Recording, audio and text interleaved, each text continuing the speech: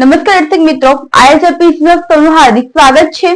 હું છું પ્રદેશ જહાની મકવાના। જાણતો કરતા પહેલા નજર કરતા મુખ્ય સમાચાર પર। આમોદ નગરપાલિકામાં યુવા કોંગ્રેસ પ્રમુખ તથા જાગૃત નાગરિકો દ્વારા અનોખો વિરોધ। ભરૂચ રેલવે સ્ટેશનમાં પણ જોખમી રીતે કામદાર કામ કરતો હોવાના વિડીયો વાયરલ। જંબુસર તાલુકાના કલક ગામે ચોંકાવનારી ઘટના આવી સામે। 12 થી 15 ગાયોના મૃતદેહો રજડતા। દિલ્હીમાં ગંભીર પ્રકારની બ્લાસ્ટની ઘટના બાદ Bharuch railway station, city centre, Ankleshwar railway station સહિતના સતત લોકોની અવરજવરવાળા વિસ્તારોમાં તથા જાહેર માર્ગો ઉપરથી પસાર થતા વાહનોમાં પણ ચેકિંગ કરવામાં આવી રહ્યું છે, જેમાં મોડી રાત્રિથી વહેલી સવાર સુધી રેલવે સ્ટેશન સહિત જાહેર માર્ગો ઉપર ચેકિંગ કરવામાં આવ્યું હતું। માત્ર ભરૂચ નહીં પરંતુ ગુજરાતના મોટા શહેરોમાં પણ સાવચેતીના ભાગરૂપે પોલીસ દ્વારા કામગીરી કરવામાં આવી રહી છે। જોકે અંકલેશ્વર રેલવે સ્ટેશન ઉપર પણ સઘન ચેકિંગ હાથ ધરવામાં આવ્યું હતું। દિલ્હીમાં બ્લાસ્ટ બાદ અંકલેશ્વર રેલવે એલર્ટ રહ્યું હતું। પોલીસ કમિશનરે એલર્ટ રહેવા સૂચના આપતાની સાથે જ અંકલેશ્વર રેલવે આરપીએફ પોલીસ પણ એલર્ટ મોડમાં જોવા મળ્યો હતો। દિલ્હીમાં થયેલા બ્લાસ્ટના પગલે અંકલેશ્વર રેલવે સ્ટેશન પર રેલવે પોલીસ દ્વારા પણ સઘન ચેકિંગ હાથ ધરવામાં આવ્યું હતું। હરિપ્રબોધમ પરિવાર દ્વારા આત્મીય સંસ્કાર ધામના પટાંગણમાં વંદે માતરમના 150 વર્ષ પૂર્ણ થવાના અવસરે ભવ્ય સંગીત સંધ્યાનું આયોજન કરવામાં આવ્યું હતું।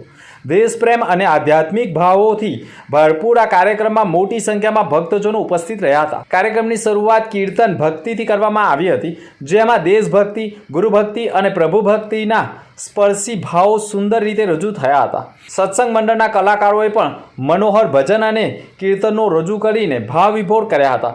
કાર્યક્રમનું વિશેષ આકર્ષણ વંદે માતરમના મૂળ સ્વરૂપનું સમૂહગાન રહ્યું છે, જેમાં ઉપસ્થિત સૌ ભક્તો ઉત્સાહપૂર્ણ રીતે જોડાયા હતા। સમગ્ર પરિસર દેશભક્તિના સ્વરો સાથે ગુંજતું થયું હતું। આ પ્રસંગે હરિપ્રબોધમ પરિવારના પ્રમુખ મિલિંદ પટેલ, ભરૂચ ભાજપા પ્રમુખ પ્રકાશ મોદી સહિતના લોકો જોડાયા હતા। જંબુસર તાલુકાના કલક ગામે એક ચોંકાવનારી ઘટના સામે આવી છે, જે ગામ નજીકના બ્રિજ નીચે 12 થી 15 જેટલી ગાયો મૃત હાલતમાં મળી આવતા હડકંપ મચી ગયો છે। જ્યારે ગૌરક્ષકોને ઘટનાની જાણ થતાં તેઓ તાત્કાલિક સ્થળ ઉપર પહોંચી તપાસ આરંભી છે। તપાસ દરમિયાન મોટી સંખ્યામાં ગૌવંશના મૃતદેહો જોવા મળ્યા હતા। જાણકારી મળતી માહિતી મુજબ કેટલીક ગાયો છેલ્લા કેટલાય દિવસોથી સારવાર હેઠળ હતી, જ્યારે સૌથી વધુ મૃતદેહો વાછરડાના હોવાની માહિતી મળી રહી છે। આ ઘટનાથી ગૌરક્ષકોમાં ભારે રોષ ફેલાયો છે। તો આક્ષેપ રહ્યો છે કે પશુપાલકો માત્ર ધંધાદારી હેતુસર ગાયોને દૂધ માટે જ ઉપયોગ કરે છે, પરંતુ જ્યારે ગાયોને સારવાર કે સંભાળની જરૂર પડે ત્યારે તેમને છોડી દેવામાં આવે છે। ગૌરક્ષકોનું કહેવું છે કે આ રીતે બેદરકારીપૂર્વક ગાયોનો ત્યાગ કરવો એક પ્રકારની ગૌ હત્યા સમાન હોવાનો આક્ષેપ કર્યો છે। મારું નામ હિતાર્થ જાની છે અને પશુઓ માટે એક નોન ગવર્મેન્ટ ઓર્ગેનાઇઝેશન ચલાવું છું અને અહીંના ગૌરક્ષક મિત્રો જેમની સાથે પણ અમે ગૌ સેવાનું કામ કરીએ છીએ। અમને જાણ મળી હતી કે એક ગૌ માતાને જીવિત અવસ્થામાં અને ઘાયલ અવસ્થામાં અહીંયા કલકનો જે પુલ છે ત્યાં નાખવામાં આવ્યા હતા અને પછી જ્યારે ગૌરક્ષકોને ખબર પડી કે એ જ ગૌ માતાની 3 દિવસ સુધી ટ્રીટમેન્ટ કરાવવામાં આવી હતી, પગની ખરીની ઈજા હતી। અહીં જોવા આવતા ખબર પડી કે બહુ શોકિંગ દ્રશ્ય હતું, બહુ હૃદયદ્રાવક દ્રશ્ય હતું કે એક નહીં પણ અમને લગભગ 12 થી 15 મૃતદેહો ગૌ માતાના મળ્યા છે અને એટલી બધી ભયંકર સ્થિતિમાં છે કે અહીંયા આગળ ઊભું રહેવાની સ્થિતિ નથી। કોથળાઓ ભરીને અહીંયા આગળ જે નાના કાફ છે, નાના બચ્ચાઓ છે, એમને નાખવામાં આવ્યા છે, એમની ડેડ બોડીઓ છે।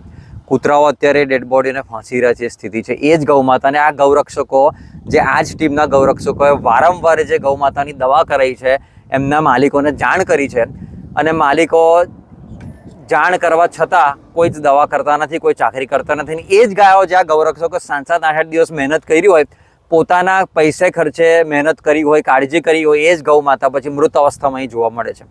એટલે બહુ ગંભીર સ્થિતિ છે અને બહુ ગંભીર બેદરકારી નહીં કહેવાને, આ એક જઘન્ય ગુનો છે અને એક રીતના બેદરકારી ના કહી શકાય, આને તો એક મર્ડર કહી શકાય। એટલી ગંભીર સ્થિતિ ગૌ માતાની જંબુસરમાં। આમોદ તાલુકાના વિકાસ કાર્યોને વધુ ગતિ આપવા માટે આમોદ શહેરની મહત્વપૂર્ણ માર્ગ વ્યવસ્થામાં એક વધુ નોંધપાત્ર ઉમેરો થયો છે। આમોદ રાષ્ટ્રીય ધોરી માર્ગ ક્રમાંક 64 ને અડીને આવેલા દાંડી માર્ગ પર મલ્લા તલાવડીથી ડોક્ટર ભીમરાવ આંબેડકરજી સર્કલ સુધીના આરસીસી રોડના નવીનીકરણ કાર્યનું આજ રોજ સવારે વિધિવત ભૂમિપૂજન ધારાસભ્ય દેવકિશોર સ્વામીના હસ્તે કરાયું હતું।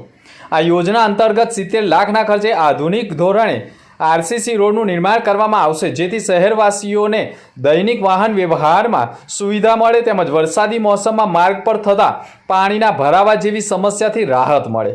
ભૂમિપૂજન પ્રસંગે આમોદ શહેર તેમજ તાલુકા ભાજપના હોદ્દેદારો, કાર્યકર્તાઓ, લોકપ્રતિનિધિઓ તેમજ શહેરના આગેવાનો મોટી સંખ્યામાં ઉપસ્થિત રહ્યા હતા. ભરૂચ તાલુકાના જૂના Tavda cricket premier league TPL season 2-2025નો કાર્યક્રમ યોજાયો હતો. આ કાર્યક્રમના માધ્યમથી યુવાનોએ ક્રિકેટ પ્રત્યે રુચિ વધે અને તેઓને આગળ જવા માટેનું એક પ્લેટફોર્મ તૈયાર થાય તેવા હેતુથી સતત બીજા વર્ષે પણ ગામના સામાજિક યુવાનો દ્વારા જૂના તવડા ક્રિકેટ પ્રીમિયર લીગનું આયોજન કરાયું છે. ભરૂચની પૂર્વપટ્ટી વિસ્તારના જાડેશ્વર ચોકડીથી તવડા સુધી ઝડપી વિકાસ થયો છે. આ વિસ્તારમાં નવા ભરૂચનું નિર્માણ થયું છે. હાલ ગ્રામ્ય વિસ્તારમાં પણ શહેરીકરણ થઈ રહ્યું છે. આવી પરિસ્થિતિમાં ગામના યુવાનોમાં એકતા અને એકબીજા પ્રત્યે પરસ્પર પ્રેમ જળવાઈ રહે તેવા ઉમદા આશયથી ગામના યુવાનો આગેવાનો દ્વારા સતત બીજા વર્ષે પણ જૂના તવડા TPL ક્રિકેટ ટુર્નામેન્ટનું આયોજન કરવામાં આવ્યું હતું. આ ટુર્નામેન્ટમાં ગામના અલગ અલગ સમાજના 170 યુવાનો ખેલાડીઓએ ઓક્શનમાં ભાગ લીધો હતો. હવે આવનાર દિવસોમાં આ ઓક્શનના માધ્યમથી 10 ટીમોનું નિર્માણ થયું છે. તે 9 ટીમો હવે મેદાને ઉતરશે અને ક્રિકેટમાં કિસ્મે કિતના હે દમ બતાવશે. ભરૂચ જિલ્લાના 5 વિધાનસભા મત વિસ્તારમાં જંબુસર, વાગરા, ઝઘડિયા, ભરૂચ, અંકલેશ્વરમાં 1/1/2026ની લાયકાતની તારીખના સંદર્ભમાં મતદાર યાદી ખાસ સુધારણા કાર્યક્રમ અંતર્ગત ભરૂચમાં તબક્કાવાર કુલ 1342 મતદાન મથકોના 1342 BLO દ્વારા 4/11/2025 થી 4/12/2025 સુધીમાં 13,10,600 મતદારો પાસે ડોર ટુ ડોર BLOના ફોર્મો મતદારોને પહોંચાડી સર્વેની કામગીરીમાં ભરૂચના ગ્રામ્ય મામલતદાર માધવીબેન મિસ્ત્રી સહિતની ટીમ જોડાતા નંદેલાવ ગ્રામ પંચાયતથી BLOની કામગીરી શરૂ કરતા જ સોસાયટી સહિતના મતદારોનો પણ અધિકારીઓને સારો પ્રતિસાદ મળ્યો હોવાનું પણ મામલતદાર માધવી મિસ્ત્રીએ કહ્યું હતું. આમોદ નગરપાલિકામાં નાગરિક સુવિધાઓના અભાવે લાંબા સમયથી ચાલી રહેલી સમસ્યાઓ હવે ઉગ્ર સ્વરૂપ ધારણ કરી રહી છે.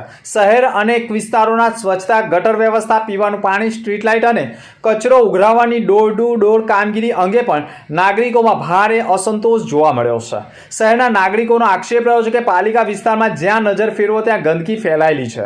સ્ટ્રીટ લાઇટો અનેક વિસ્તારોમાં બંધ છે અથવા તો ખરાબ હાલતમાં છે, જેના કારણે રાત્રિના સમયે અકસ્માતો અને અસુવિધા સર્જાય છે. મીઠું પાણી સપ્લાયની અનિયમિતતા તેમજ ગટર ઉભરાવાની સમસ્યાઓ વારંવાર ઉદ્ભવે છે. ગટરના તૂટેલા ઢાંકણા અને અનેક સફાઈના અભાવે લોકોને રોગચાળાનો ભય સતાવે છે. તે સાથે પાલિકા સંચાલિત ડોર ટુ ડોર કચરો ઉઘરાવવાની સેવા છેલ્લા 10 દિવસથી પણ ઉપર સમયથી બંધ છે.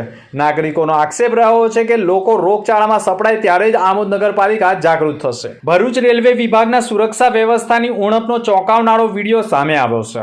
ભરૂચ રેલવે સ્ટેશન વિસ્તારમાં ઇલેક્ટ્રિક લાઇનના મેન્ટેનન્સનું કામ ચાલી રહ્યું હતું ત્યારે એક કર્મી ઊંચાઈ ઉપર વિના કોઈ સેફટી સાધનોના ઉપયોગે કામ કરતો જોવા મળ્યો છે.